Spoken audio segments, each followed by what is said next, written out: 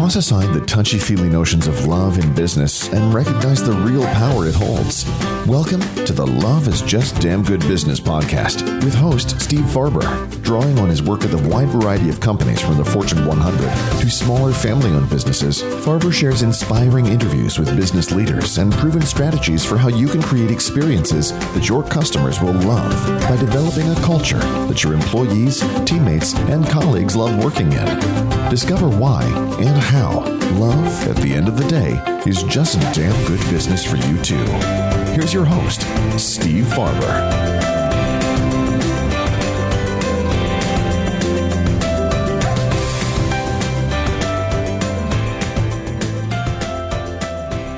Dr. Sandra Kaufman, welcome to the podcast. It's great to have you here, Sandy.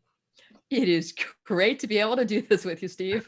I know we've tried a few times, but here we are. This is like the story of my life. I did an interview recently with, and if you remember, Sandra Joseph and Ron Boehmer, you know, the Phantom of the Opera singers who were at the event that you spoke at as well. I did a podcast interview with them recently. We went about 15 minutes down the road and I realized that I hadn't hit record. I'm a professional. Anyway, I want to start with just a little bit about your story because it's kind of a non-linear path in some ways. You did not start out to pursue this whole field of health and longevity, right? What was your initial, when you were first starting to look ahead towards your professional career, where did you start? So I was a tropical ecologist. Which basically means I got to go to jungles and play and catch bats and hack down trees and get bitten by a lot of bugs. And it was incredibly fun. As my father pointed out while I was going through all this, however, plants don't pay bills and I better get a real job. So I ended up getting a master's in tropical ecology and evolutionary biology, which means I know a ton about cells and evolution and all of those sorts of things. But I backed off, went to med school, thought I was going to be a general surgeon. I did a year of that. It was kind of depressing. Did a year of brain surgery, which even was more depressing. Super fun to muck around in people's heads. And I can give you great stories about that. As a quick aside, I actually declared Versace dead. I was the one person in the entire planet that got to stick my hands through his head. And that's kind of disgusting and cool at the same time. Wait a minute. Why was brain surgery depressing? Because you can't fix a whole lot. Like, if you're an orthopedic surgeon and the bone is, broken, you fix it and then you're back to normal. There are very few things in brain surgery that you can fix and go back to normal. I mean, there are some tumors that you can get out and they do fantastically. But in general, if you have a traumatic brain injury, it's a very tough road and a hard outcome. And it wasn't as sort of happy and easy as it should be, maybe in a few years, but not right now. Anyway, so I bailed on neurosurgery and ended up at Hopkins doing anesthesia. And I stayed because they offered me a year of fellowship doing pediatrics. So I'm now a pediatric anesthesiologist, which is way different from being a plant physiologist. Yeah. And you're, where do you practice? So there is a fantastic children's hospital in Hollywood, Florida. It bears the name of Joe DiMaggio. How they got that, I don't actually know, but I know I used to hang out down here a lot. So it's the Joe DiMaggio Children's Hospital. It's a freestanding 4, soon to be 8-story hospital. It is truly amazing. I've had the privilege of working there for 18 years and I've been the chief for the last 10. And it's just been a remarkable journey. And your interest in longevity and aging, where did that begin? I mean, obviously we're all interested in that on some level, right? Most of us, I would guess, have a desire to stretch out this experience on this planet. But that doesn't mean that we all go and study it to the degree that you have. So what got you down that path? So it was sort of a multifactorial approach. I think that's what happens to most people making these crazy decisions, right? So I've never been an uber athlete. I'm certainly not an Olympian. I didn't play anything in college, but I've always been a runner and a climber and such. And I'm kind of a rock climber. I love rock climbing and I love mountain climbing. And when I was in my mid 40s, I thought, oh my God, I'm hanging from this cliff surrounded by 20-year-olds. I have got to do something to be able to continue doing this. I mean, it's super fun. The other thing that hit me is being in hospitals all the time. You see people that are just really unwell. And there's a natural decline as you get older. Everyone just accepts that you're going to get diseases and have poor health as you get older. And I don't really necessarily want to live forever. I just want to live as well as possible, as long as possible, to be able to do what I want to do. Right. So if I'm 90 and I fall off a cliff and die, that would be way cool, right? I just don't want to be like the 90-year-old, with a trach in a wheelchair, because where's the fun in that? Right. Life is fun. I continue to have fun and I want to keep having fun. And that's sort of how this whole thing evolved. So you started doing research into what that's going to take for you and for the rest of us. Right. So tell us a little bit about how you've gone about to establish what you now call the Kaufmann Protocol. Right. So I decided that I don't, we all are born, and I don't want to say given because that's a whole nother can of worms. We all have certain gifts, right? I don't have big boobs. I'm not 7 feet tall, but what I have is a pretty damn good brain and I can read really well. So I took all of the information that I've, accumulated over the last however many years since med school. And I just started reading. I have read, oh my God, bazillions and bazillions of scientific articles. And that's a lot of articles, by the way. You should see my office. I really just need to start learning how to read on a computer, because it looks like I cut down an entire forest of trees, which is kind of embarrassing as an ecologist. But people have been trying to figure out aging for years and years and years. And probably 20 years ago, they were kind of full of shit. Hope this isn't an X-rated thing. You can always zap out my poor vocabulary choices. Have it. Yoo-hoo! But people tried to figure it out and they really didn't make a whole lot of significant inroad until probably about 10-ish, 15 years ago. And what I did is, as a cell biologist, I took the perspective that your cells age before everything else ages, right? Because you've got molecular biology, cells, and then tissues and organs and full bodies, systems, and blah, blah, blah, blah, blah. So I thought if you go back to the very basics, which is molecular biology and cell biology, and you figured out what went wrong at that level, it would sort of all make sense to follow. So I decided that after reading a zillion theories, that I put them in clusters and decided that essentially that there are 7 basic reasons that your cells age. And then I went about trying to figure out how to reverse or decelerate the changes based on things you could put into your body to make that happen. So your approach is about what you can take. I mean, literally in pill form, mm-hmm. are going to they're going to benefit you on a molecular level. That is correct. So the 7 areas that you identified were what? All right. So this is where people get kind of glassy-eyed and stop listening to me. So I'll get over it pretty quickly. So item 1, and I call them the 7 tenets of aging. So tenet 1 is actually DNA alterations. So that in a nutshell is telomere shortening and then DNA modifications, which basically are epigenetic modifications.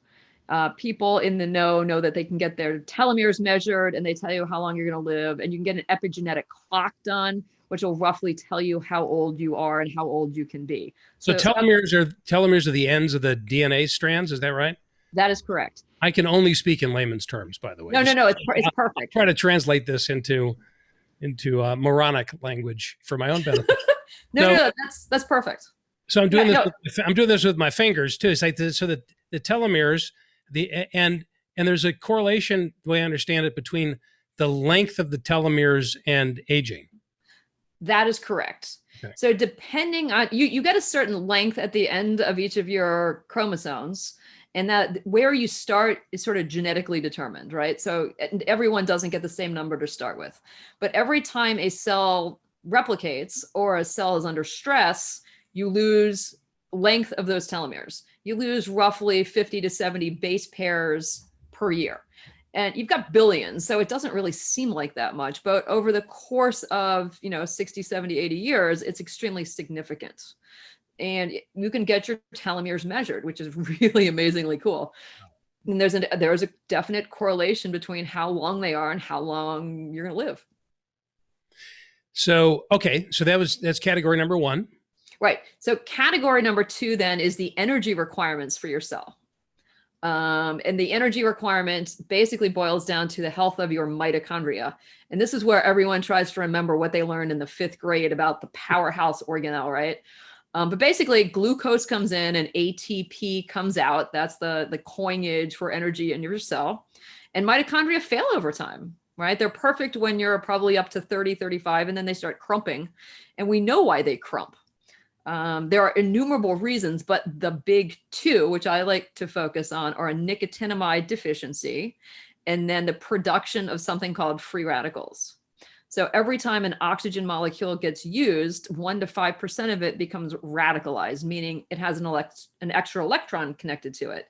And these, in layman's terms, means you've got these little bombs going off all over your cell, destroying tissues. So the more energy you use, the more bombs you make, and it's sort of self-limiting and very destructive.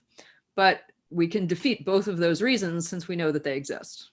So the free radicals, what is that we're supposed to take that supposed to minimize free radicals in the body? What is it? Antioxidants. Antioxidants, right.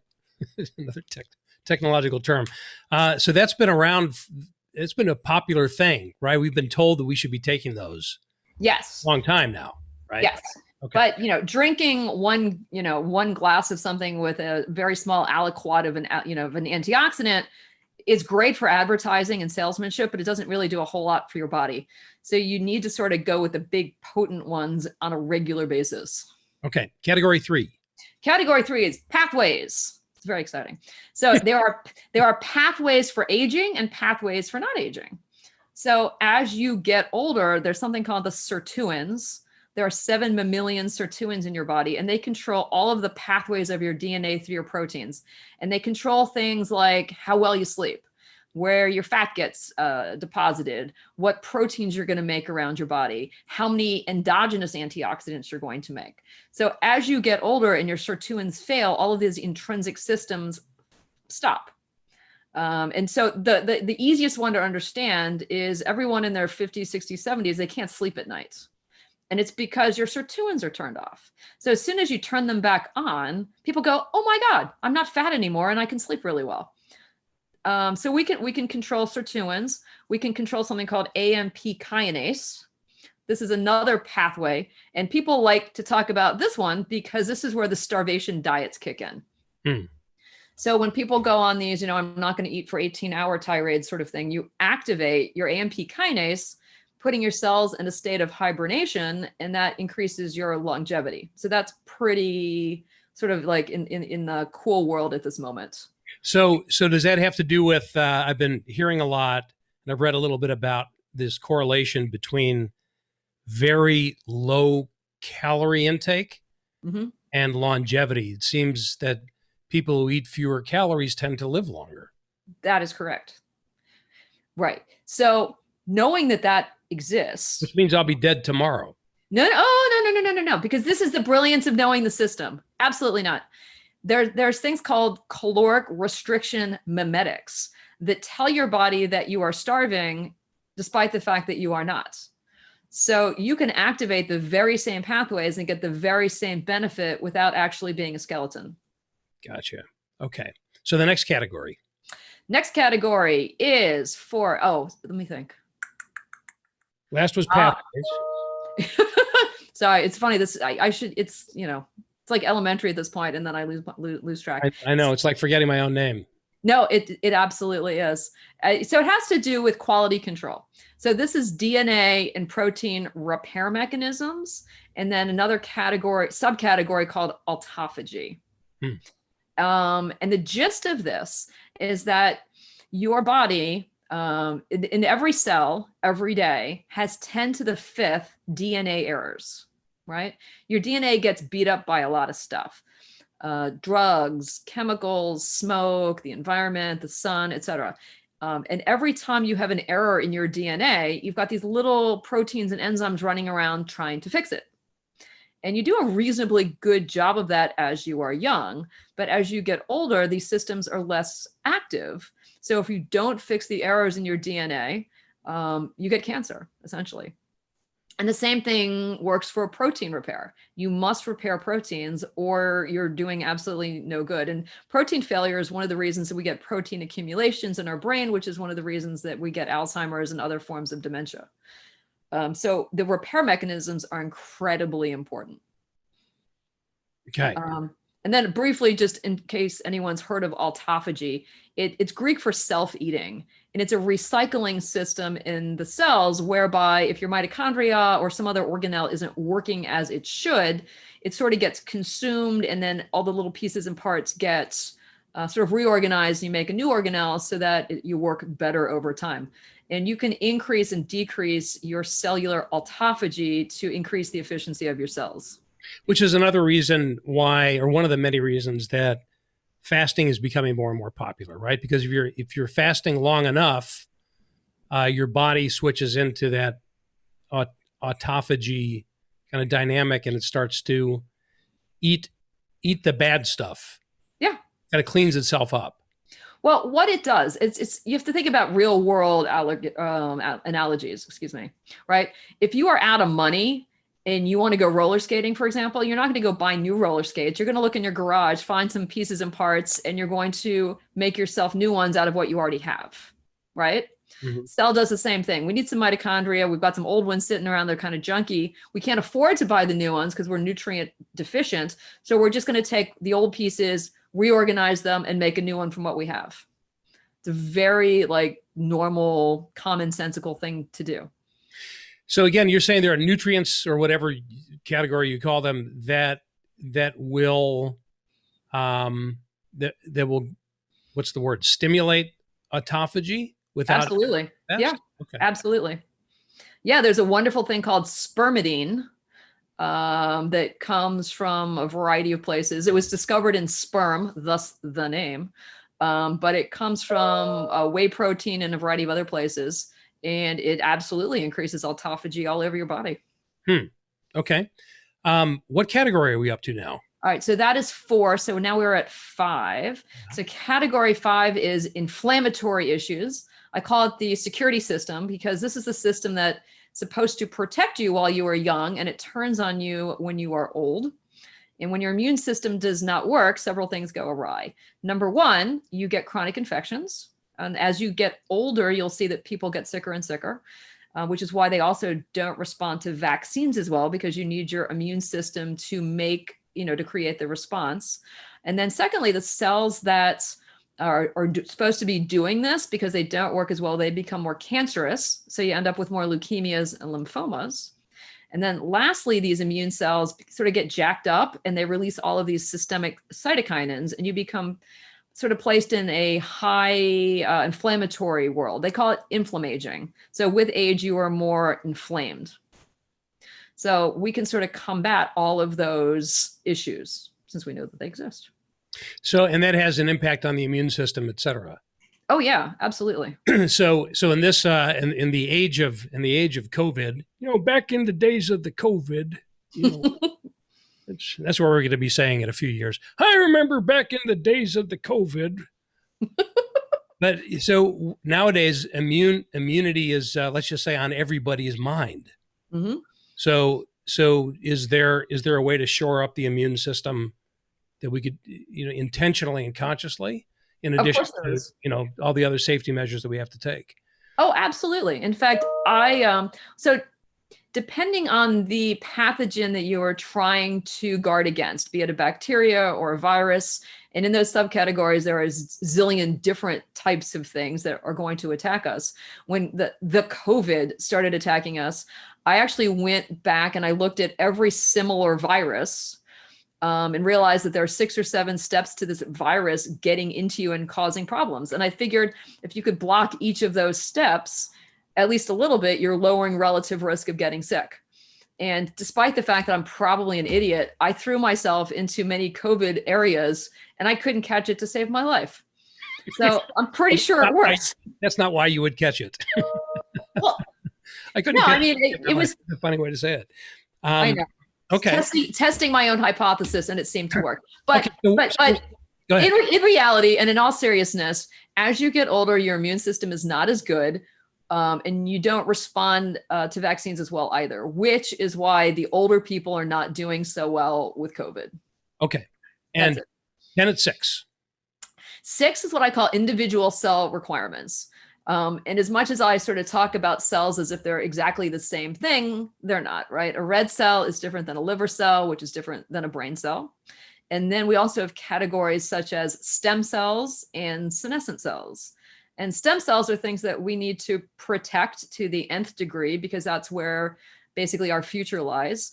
And senescent cells are old, grumpy, zombie-esque cells that we need to get rid of.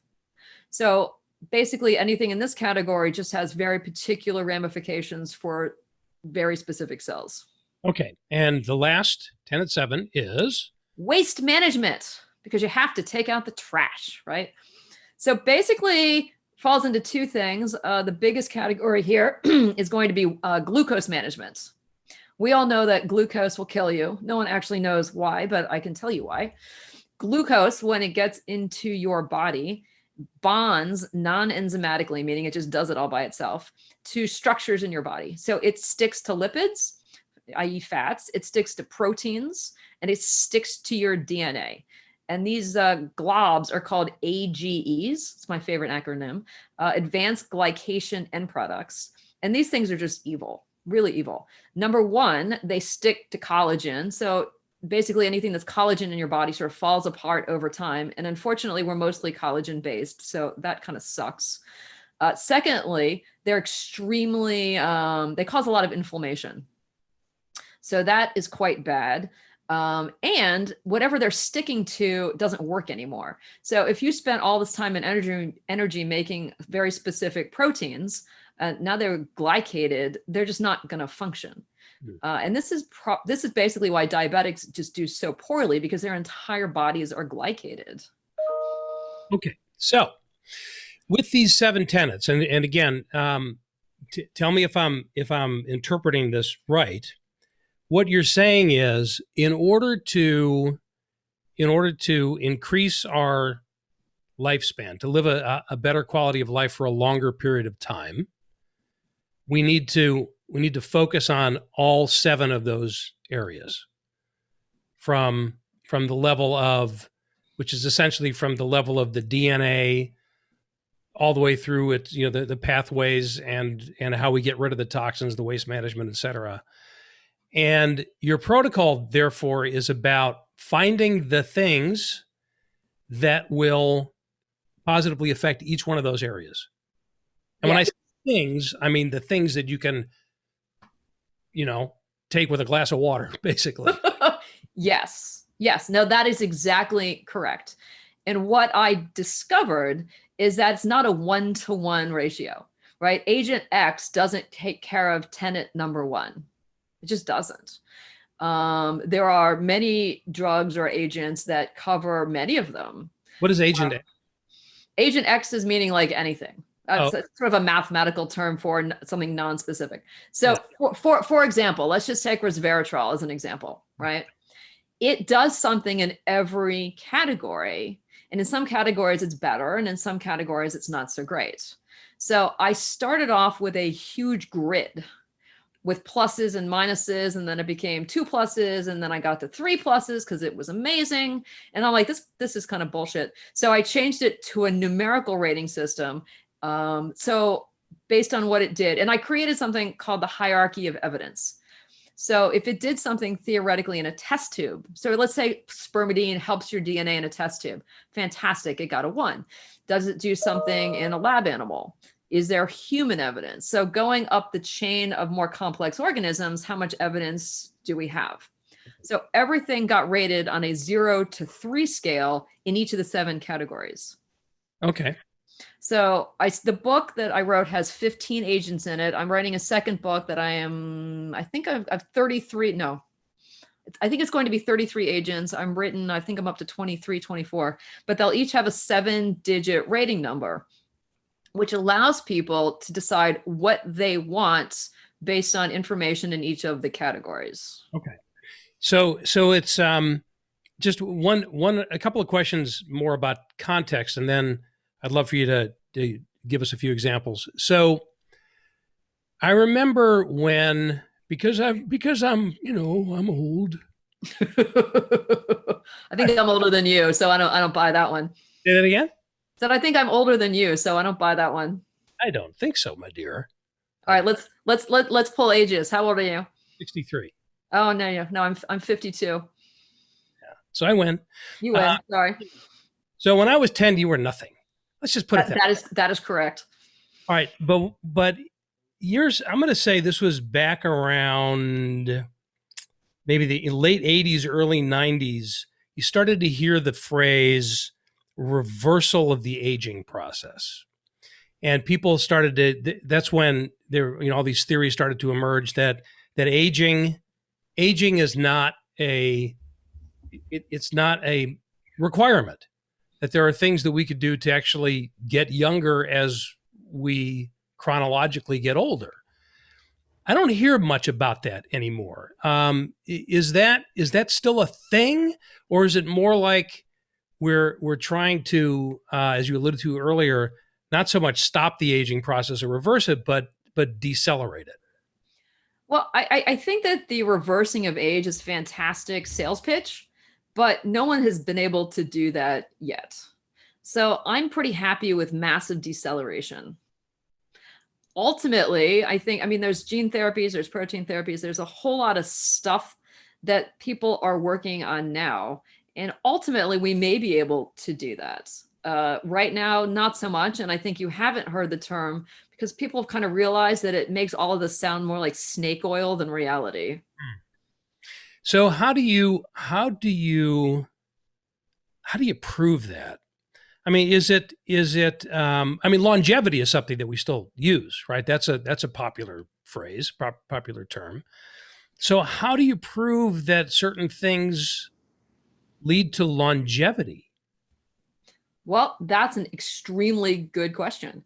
So the way I figure it is, number one, you start with the theory, right? Does it make sense in principle, right? And then you move on to, small rodent models and primate models and these models and those models. The problem with having human models is that it's going to take far too long to do a prospective study, right? And I personally don't have 50 years to wait around to see if something works.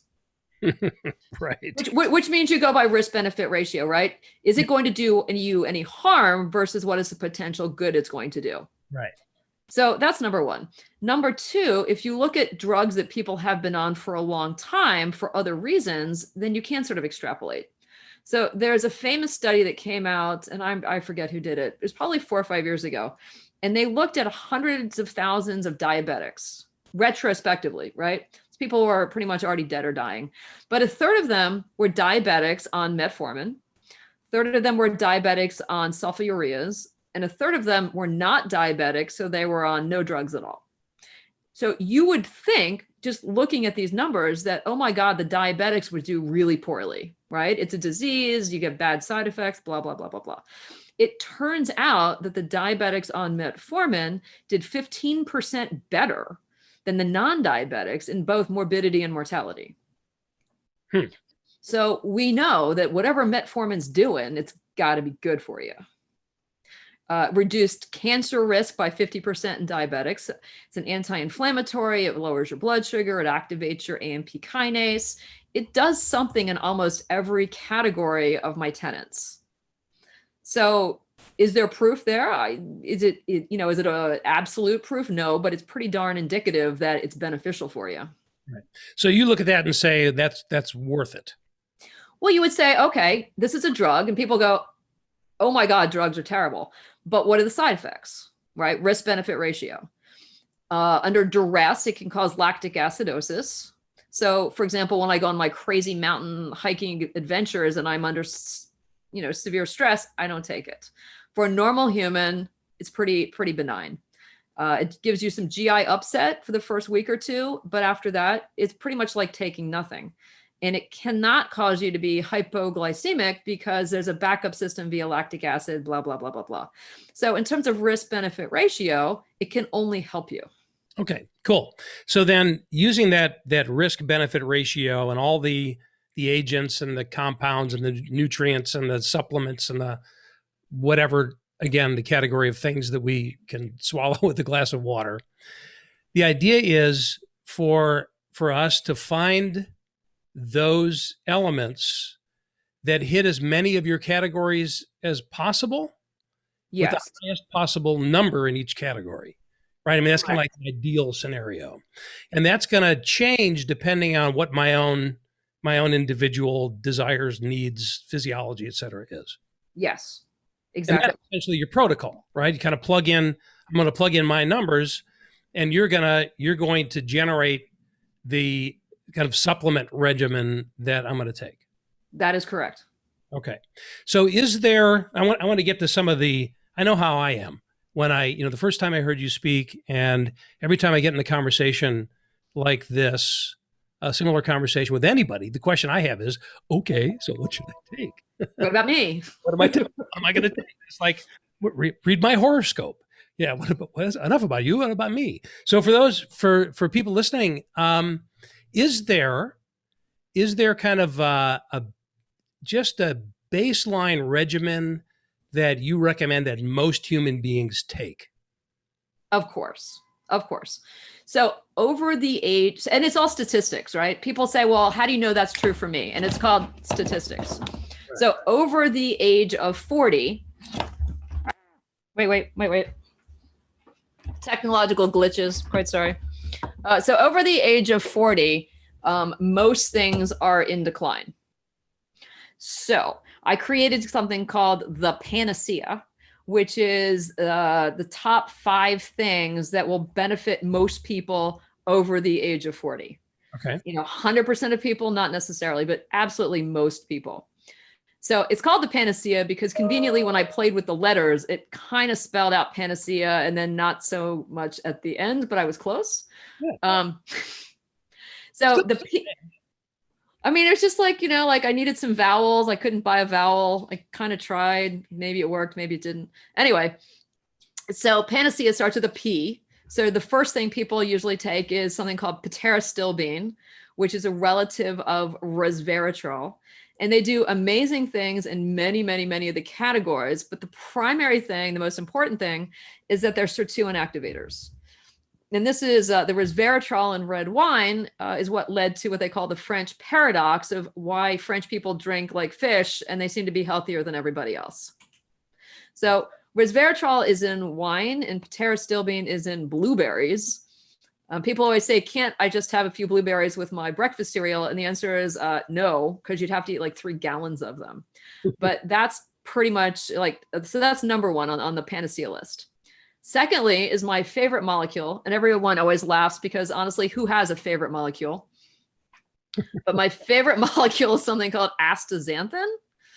And they always like, Asta what? But it's astaxanthin, and it comes from algae, and is one of the strongest natural free radical scavengers that we have. So you consume it, it goes into your cells, it sort of embeds itself in your mitochondria, sucks up radicals for 24 hours, and then you pee it out. No harm, no foul. It's pretty damn amazing. By the way, I'll put all these in the transcript and the show notes so people can find them easily. Fantastic. As a caveat, so I'm the world's worst tennis player, but I kind of have fun trying. And my daughter is a huge tennis player. So we spend a lot of time out there on the tennis court, and her, 30-some-year-old instructor was burning, because kids don't believe in sunblock. And I gave him some astaxanthin. He thought I was nuts. And now he's absolutely addicted to this stuff because he can play outside all day in Miami without sunscreen and not burn, because sun causes free radicals, which is what causes inflammation, which is why you burn, and it's a risk for skin cancer. So if you block it with astaxanthin, it's just amazing. So there's my plug for astaxanthin. Cool. So Panacea, P-A-N. N is nicotinamide. And we know that your mitochondria fail from nicotinamide deficiency.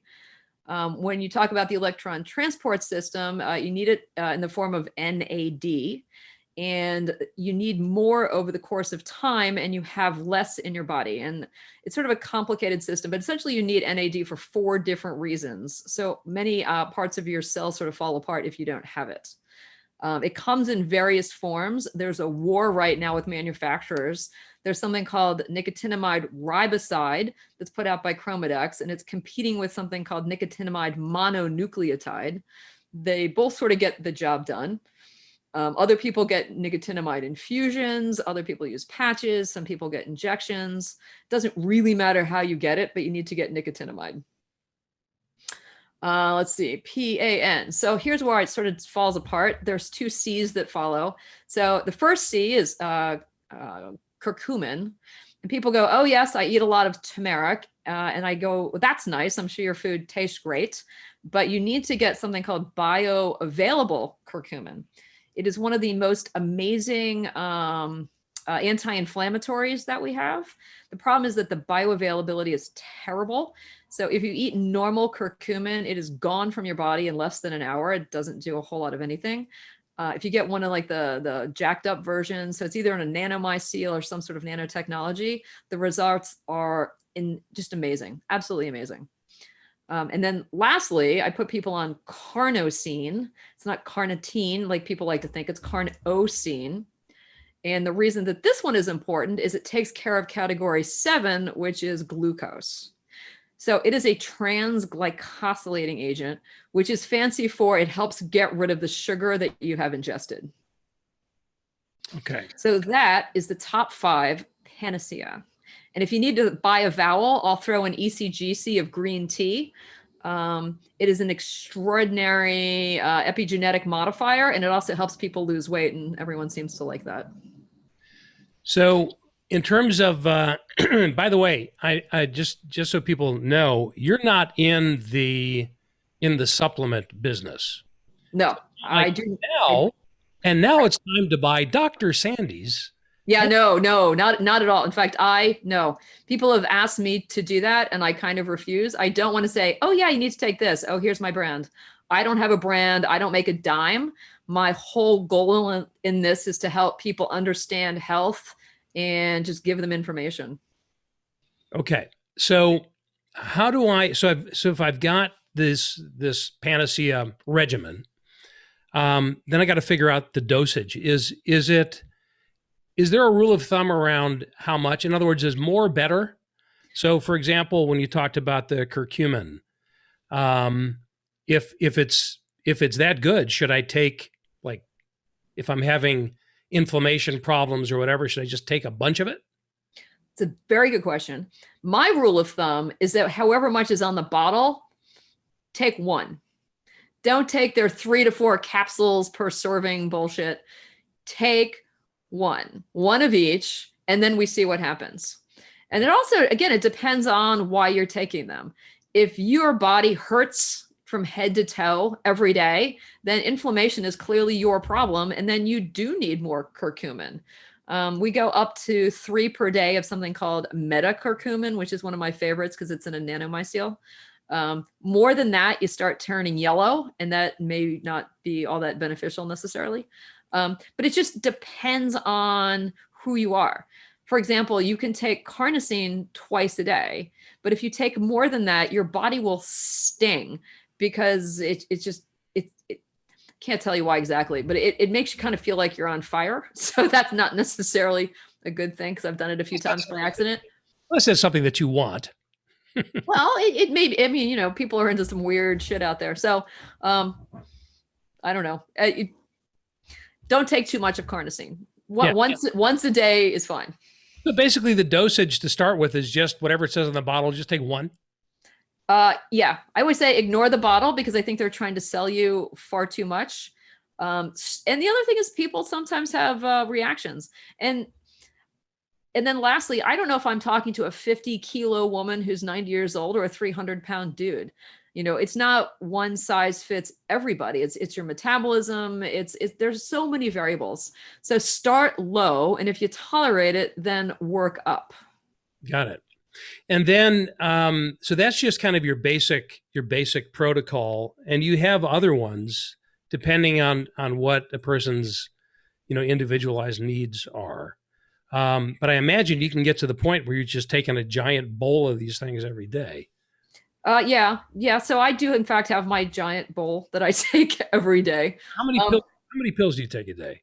Oh gosh, probably 30 to 40. You But take them all at once, you just like. no, I divide them into piles. And I probably shouldn't. I probably don't need to do it exactly, but I feel like I should know what they feel like before I suggest them to somebody else. Right. And then I go through and I spend so much time with these molecules. I feel like I'm related to them and I just love and adore them. And then I feel like how could I possibly give up Aunt Sally? She's done so much for me that I must consume her as well. So let's say Aunt Sally is not sleeping. Mm-hmm. Right. So, what's the one that everybody's melatonin, right? Mm-hmm. Again, something that's been touted for a long time. Take melatonin and everything will take care of itself. Does melatonin, this is a quiz now for me. Does melatonin fall into the category of something that turns on sirtuins? Not really. I mean, sort of. So the circadian cycle is very complex. It's driven by sirtuins and then it affects sirtuins. And so melatonin is a free radical scavenger, and it actually is both. It's turned on by them and the opposite. It's a little bit of a complex one because it's a messenger from your pituitary. Okay. Does it actually help people sleep, or is this just one of these advertising? No, it totally helps people sleep.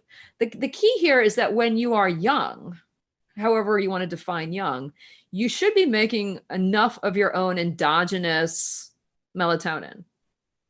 And that's true for most of your proteins, right? Your testosterone, your estrogen, et cetera. When you are young, your body should be doing all of these things all by itself without help. And the fear is that if you take too much of something endogenous that your body is making, you get a negative feedback loop where your body stops making it, right? So if you are young, taking too much exogenous melatonin isn't exactly fantastic for you, right?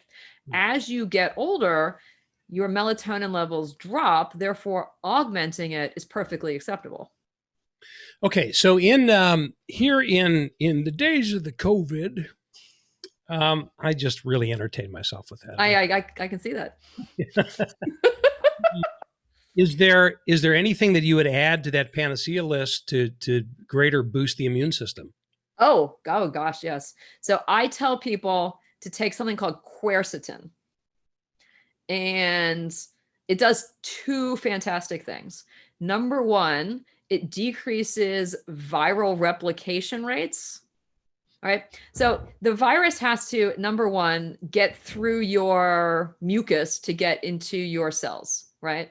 And if you increase your IgA, you're decreasing that risk, right? And the cool thing is that astaxanthin increases IgA on mucosal membranes. So that helps, right? Second thing it does is it goes to your ACE receptors. And you can actually block your ACE receptors and you can downregulate them as well. But that's a whole nother story. Once the virus gets into your cell, it uses your cell's devices to replicate. Quercetin blocks the viral replication, right? So quercetin can't block you from getting the virus, but it can block potential severity because you're reducing the load of virus that it produces. So that's kind of cool. It has to get out of the cell, and you can block that with various things. Then it goes to your mast cell, and then you get a whole release of evil cytokinins. And these cytokinins are exactly the same as the inflammasome, and you can block that with your curcumin. Okay. So between quercetin and curcumin, you're very much better off. The other cool thing about quercetin, at least in the anti-aging world, is that it's a senolytic. So the old grumpy cells that accumulate. So a regular cell, to back up a little bit, a regular cell, when it gets too much DNA damage, shuts itself down. And then your DNA either repairs itself and it goes back to being a normal cell, or it dies, called apoptosis, or it becomes a senescent cell. And these cells are just like old grumpy fat guys. They get fatter, they change their morphology, and they just exude inflammatory cytokines. It's like the fat guy just yelling at someone on the corner. And we want to get rid of these cells because they're contagious. They can make other cells become senescent. And these are one of the reasons that pathology begets pathology. But quercetin at high doses is actually a senolytic, and it can clear out some of those cells. So I like to think that that's a really cool twofer. Okay. And then what I'm hearing a lot about nowadays is vitamin D. Mm-hmm. Is there some kind of indicators that high levels of vitamin D help you to resist the virus? Am I getting that right? So most people, for whatever reason, are vitamin D deficient. I don't know where you live. I live in Miami, and you'd think that we'd get enough sunshine and we'd all have enough vitamin D, but whatever reason, we don't.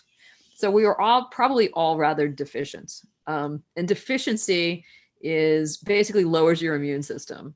So adding D just basically increases or improves all of your immunity, not just for the virus, but for most infections in general.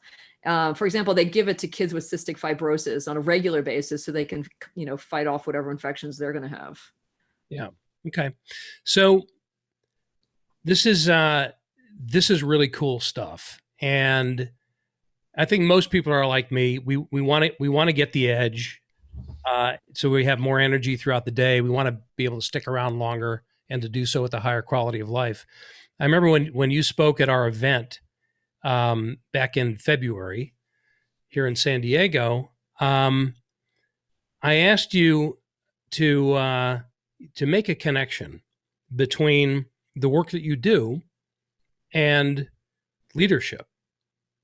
And it was a very elegant, simply stated connection that you made. You said something like, it's very hard to lead if you're dead. Yes, the elegance just is unbelievable, isn't it? Yes. You're dead. It's hard to argue with that as well. And it's also really hard to lead if you're alive but lethargic and foggy and unclear. So one of the reasons that I wanted to have you on the podcast, Sandy, is because you and I had a conversation shortly after the event, and you gave me a whole regimen of things to take, and I've been taking those now for good. It's been 10 months, I think. And I'm pretty good at taking pills, so it's not, I know some people really have resistance to it. I don't take, 30 or 40 like you do, but it's a good handful every day. And I have to say that in some ways, I do notice a difference, particularly in my energy levels. I think it's related to the nicotinamide more than anything else, if that makes sense. Because there are times I've run out of it, and I've gone for a few days without it, and I haven't noticed kind of the same kick from it. So nicotinamide, it's I'm sorry, can you hear me? Yeah, go ahead. It depends on the half-life of the drugs. So you probably before you started were extremely nicotinamide deficient, right? So it took a while to catch up, probably 2 weeks-ish. And then you were probably steady state for a while. And then as your levels drop, when you forget to take it for a few days, you still have a bit in reserve. You probably can go for a week or so without realizing that you need it. And for those people that have not tried it, it's not like, it's not cocaine. You don't go, woohoo, I've got energy. It's just more of a normalization and an energizing sense that you're not limited by wanting to sit on your butt. Right. So I'm sure that as people have been listening to our conversation, they're asking the "what about me" question, and that's where your app comes into play, right? Mm-hmm. So I mean, you're the chief of anesthesiology at a pediatric hospital. You're not taking calls all day long from people saying, hey, what's my regimen? So you develop this app. Yes. So and a person can use that to customize their own regimen. If Yes. that's Right. talk a little bit about that. So basically, it's an algorithm, and it came from the fact that, number one, you're right. I can't see people. I don't have a clinic. I do answer a bazillion emails on a daily basis. People just asking simple questions, and I do some consults for people if they want me to, read medical charts and that sort of thing. But for generic, human A that wants to know what about them, the algorithm is basically based on, number one, how old you are. Number two, how many pills can you swallow? And number three, what issues are you concerned about, right? Is it weight loss? Is it neurologic family history? Is it, my vision's going or my hearing's going or whatever it is that you are focused on? And then following my algorithm, it sort of spits out what you should be taking. Got it. And the name of the app is the Kaufmann Protocol? That is correct. Everything has the same name because I'm just not that creative. Yeah. Somehow I doubt that. Well, very cool. So there is a trend on my podcast recently. Some people may have noticed that I've had a couple of folks on who have focused in on health and fitness and longevity. And I think it's really important. I mean, I'm hearing the phrase now more than ever a lot nowadays. As I like to say, people say now more than ever. Uh-huh. And as long as we're in this mode of being hyper aware of how we're feeling. I mean, I know that that's been my experience when I go out and if I'm around people, which I'm not very much at all, but if I go to the store or I meet some friends for coffee outside, socially distanced, wearing a mask.